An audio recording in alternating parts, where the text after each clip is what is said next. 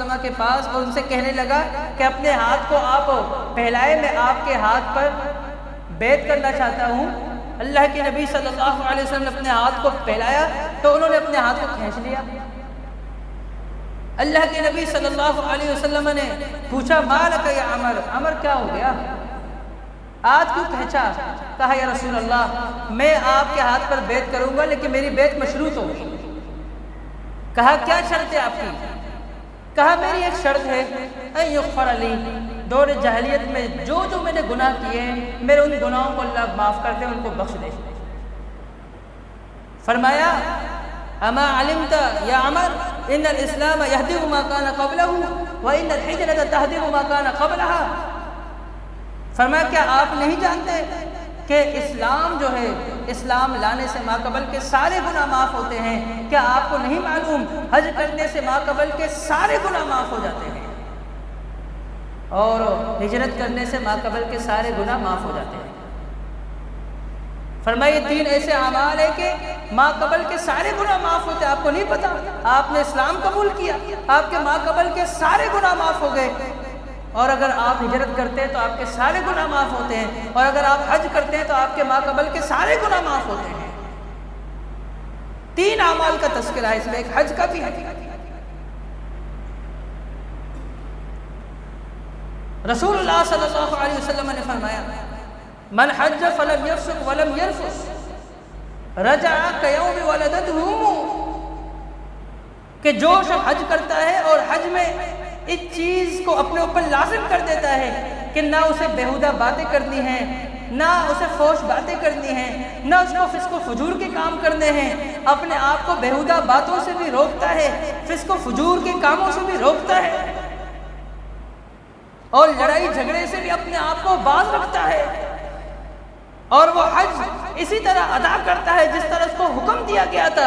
फरमाया, जब वो लौटता है, रजा कयौम वलदतहु, तो वो इसी तरह हज करके लौटता है जिस तरह वो बच्चा होता है जिसे उसकी माँ ने आज ही जना होता है, यानी वो पैदा होने वाला बच्चा जिसके सर पर कोई गुनाह नहीं होता। जब ये हाजी हज करके लौटता है भी इसके सर पर कोई गुनाह नहीं होता, सारे गुनाह माफ़ हो जाते हैं इसके। और फरमाया, हज ये सबसे अफजल जिहाद है। और एक हदीस में है कि 3रे नंबर पर है। जहां 3रे नंबर पर है वहां मर्दों की कैटेगरी के हिसाब से है। पूछा गया, या रसूलुल्लाह, सबसे अफजल अमल कौन सा है?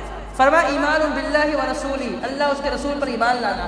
फरमाया, उसके बाद फरमाया वो जिहाद फी सबीलिल्लाह, जिहाद करना। फरमाया, उसके बाद फरमाया, व हज्जुल मबरूर, हज मबरूर, लैसा लहू जज़ाउन इल्लल जन्नह, हज मबरूर की जज़ा जन्नत के सिवा कुछ नहीं। और जहां पर यह कहा गया कि अफजल जिहाद जो है वो हज है, वो ख़वातीन के सवाल पर कहा गया। अम्मी आयशा आई, कहने लगी, या रसूल अल्लाह, हम तो ये सुनते रहते हैं और हम ख़वातीन ने इसी बात को समझा है कि सबसे अफजल अमल अगर कोई है तो वो जिहाद फी सबीलिल्लाह है, तो हम क्या जिहाद में शामिल न हों? क्या हम जिहाद न करें? कहा, नहीं, लेकिन तुम ऐसा करो, हज करो, तुम हज करो, और तुम्हारे लिए सबसे अफजल अगर कोई जिहाद है तो वो हज है। अम्मी आयशा रज़ियल्लाहु अन्हा के सवाल पर रसूलुल्लाह सल्लल्लाहु अलैहि वसल्लम ने ये जवाब दिया था कि मर्दों के हिसाब से 3रा अमल हज का, ख़वातीन के हिसाब से पहला अमल सबसे अफजलियत का अगर कोई है तो वो हज करे। रसूलुल्लाह सल्लल्लाहु अलैहि वसल्लम ने इसको और दीगर फ़ज़ाइल बयान किए। फरमाया कि वो शख्स जो हज कर कर वापस लौटता है,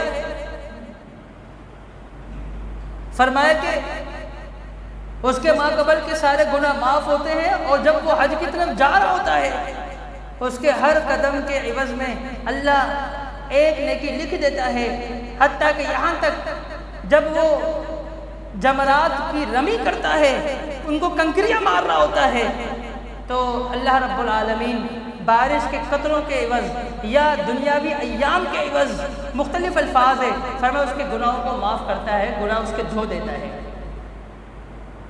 और जब वो आगे आमाल में बढ़ता है, यानी अपने सर को मुंडवाता है, फरमाया अल्लाह उसके लिए उसका जो अजर है उसको ज़ख़ीरा कर देता है, आखिरत में उसका अजर देगा। फरमाया जब तवाफ़ करता है, तवाफ़ कर जब फारिग होता है तो अल्लाह रब्बुल आलमीन उसके गुनाहों को इस तरह ख़त्म करता है, मिटा देता है, जिस तरह कोई पैदा होने वाला बच्चा वो गुनाहों से पाक और साफ़ होता है, रब्बुल आलमीन इसको भी गुनाहों से पाक और साफ़ कर देता है। शेख अलबानी रहमतुल्लाह अलैहि ने अल-जामिउ सगीर के अंदर हसन कहा इस रिवायत को, सही रिवायत है, काबिल कबूल रिवायत है। हज के बड़े फ़ज़ाइल हैं। रसूलुल्लाह सल्लल्लाहु अलैहि वसल्लम ने फरमाया कि हज के अय्याम में और ख़ास तौर पर मैदान अरफात में जब लोग आते हैं, वहाँ पर जमा होते हैं, उनके परागंदा बाल और उनके गर्द गुबार वाले ये कपड़े, उनका ये लिबास, इसको देखकर अल्लाह रब्बुल आलमीन आसमान दुनिया की तरफ आता है और अल्लाह रब्बुल आलमीन फरिश्तों से मुखातिब होते हुए फरमाता है कि ये मेरे बंदे, ये मेरी रज़ा के लिए जमा हुए। कहा जाता है जी हाँ। कहा ये मुझसे डरते हैं? कहा जी हाँ। कहा इन्होंने देखा है मुझे? जवाब आता है नहीं। फरमाया अगर मुझे देख ले तो किस कदर डरेंगे? ये मुझे इन्होंने देखा नहीं है, ये मुझसे इस कदर डरते हैं, अगर मुझे देख ले तो किस कदर डरेंगे? और मैदान अरफात में वहाँ पर लोग दुआएं मांग रहे होते हैं, इनकी दुआएं कबूल होती है। रसूलुल्लाह सल्लल्लाहु अलैहि वसल्लम ने फरमाया कि ये एक ऐसा मुकाम है, एक ऐसी जगह है, फरमाया यहाँ पर जो दुआ मांगे उसकी दुआ कबूल हो जाएगी, उसकी दुआ कबूल हो जाएगी, जो मांगेगा वो उसको दे दिया जाएगा। फरमाया कि जो दुआ मांगे वो कबूल हो जाए, फदउहु वअजाबू, और फरमाया कि और इसके अलावा अल्लाह से जो वो मांगे वो उसको दे दिया जाएगा। फ़असअलू फ़अताहू, अगर कोई सवाल करता है तो उसको अता हो जाता है, उसको मिल जाता है वो चीज़। कितने हज के फ़ज़ाइल हैं और हज के मक़ासिद क्या है, हज हमें क्या सिखाता है, इस पर इंशाअल्लाह हम आइंदा जुमे को बात करेंगे। अल्लाह रब्बुल आलमीन से दुआ है कि अल्लाह रब्बुल आलमीन हमें भी हज करने की तौफ़ीक़ अता फरमाए।